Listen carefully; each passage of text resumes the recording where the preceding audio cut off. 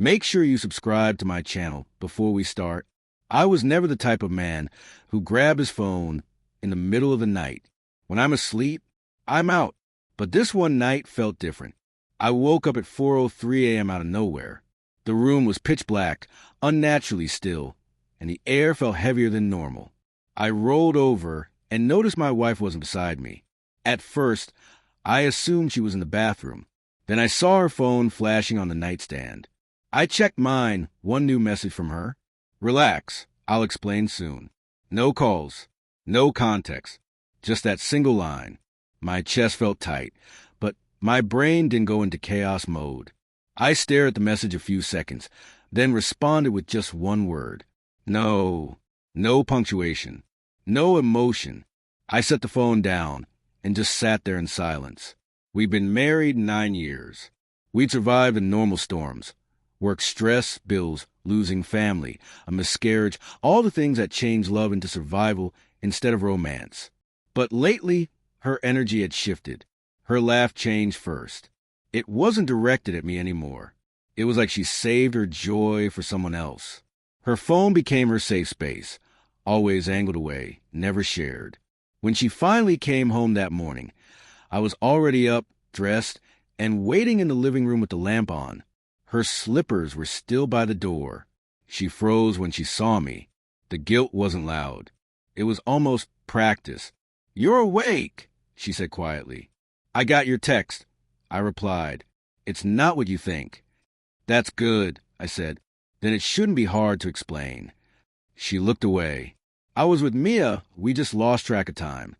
Funny thing, Mia moved to Chicago 2 months earlier.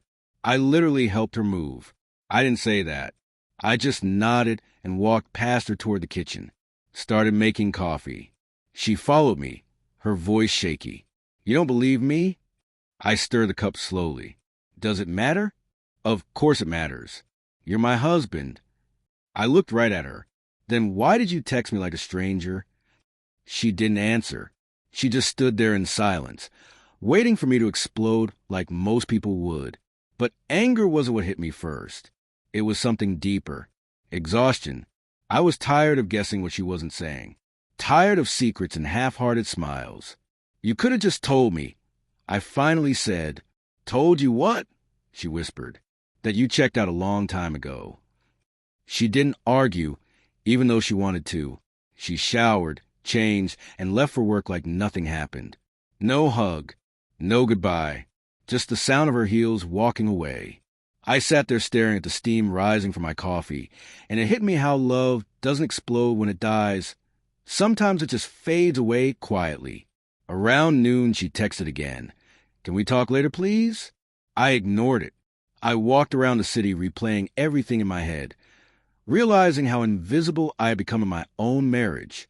Every memory felt like an old photograph. That evening, she tried to make things normal again. Dinner cooked, candles lit, like she was trying to reset the past. All the effort looked perfect on the table, but none of it felt real.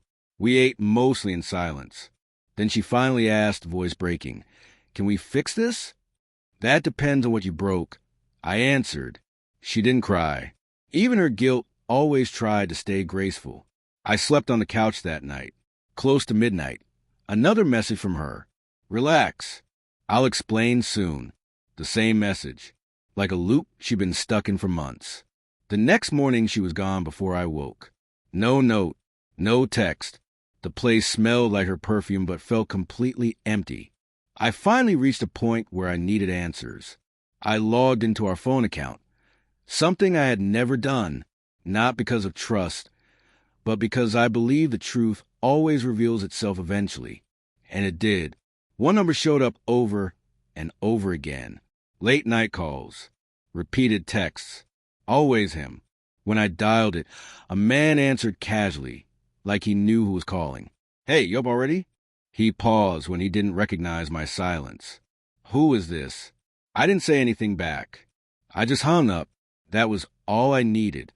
When she got home that night, I didn't question, I didn't accuse, I didn't shout. I just asked calmly, "Do you still want to explain?" She froze. "What do you mean?" "Let's talk," I said, pointing to the couch. She said slowly, "It's not what it looks like. It never is." She inhaled and finally told the truth. It started with just talking. I felt alone. You've been distant, and I just needed someone to listen. "So you found company," I said quietly. "It wasn't supposed to go far," she whispered. "I didn't want to hurt you. People always say they didn't mean to hurt you, but they still do. Do you love him?" I asked. Immediately, she shook her head. "No, I love you." "Then why him?" Her voice cracked. "Because he made me feel like I mattered again." That sentence hit harder than betrayal itself, because it was real. For once, I didn't try to fix us.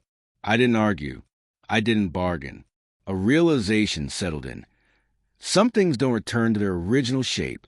We sat there for a long time, crying quietly, mourning a version of us that no longer existed. Finally, I told her softly, "I'm not angry. I'm just done." She begged me not to say that. But I wasn't saying it to hurt her. I was finally saying the truth. "You didn't lose me today," I said gently. "You let me go a long time ago." I packed a small bag, the essentials, my clothes, my watch, a photo of my dad. When I walked past her, she was still holding her phone like it was a lifeline. "I'll text you," she whispered. "Don't," I said calmly. "I've read enough of your messages." I walked out, and the hallway felt strangely calm. Not like running away, more like waking up. She kept trying over the next few days, texts, calls, voice notes, but I didn't answer. Silence became my boundary. A week later, a letter showed up at my temporary place. Inside was just one line in her handwriting. "You were right. I stopped being here long before I left. I'm sorry. No excuses. No explanations. Just the truth." I folded it and put away, not to hold on to pain, but to remember the lesson. Love doesn't die when someone cheats. Love dies when someone quits trying, when the small gestures fade, when conversations become negotiations, when good night becomes routine instead of comfort. Months passed. I started taking care of myself again, running early, eating better, sleeping normally, laughing without forcing it, slowly remembering pieces of me she forgot existed. One morning, at exactly 4 a.m., I woke up again. Same hour, same quiet, but this time it didn't feel heavy. I checked my phone. No messages, no warnings, just a silence that felt peaceful. That's when I realized the calmest no I ever sent was a rejection. It was self-respect finally speaking for me. Because sometimes the strongest move you can make isn't fighting for love. It's refusing to beg for answers from someone who already chose someone else. And now when I think about that 4 a.m. message, I don't feel anger anymore. I feel grateful. Grateful that I finally woke up. Grateful that I finally said no.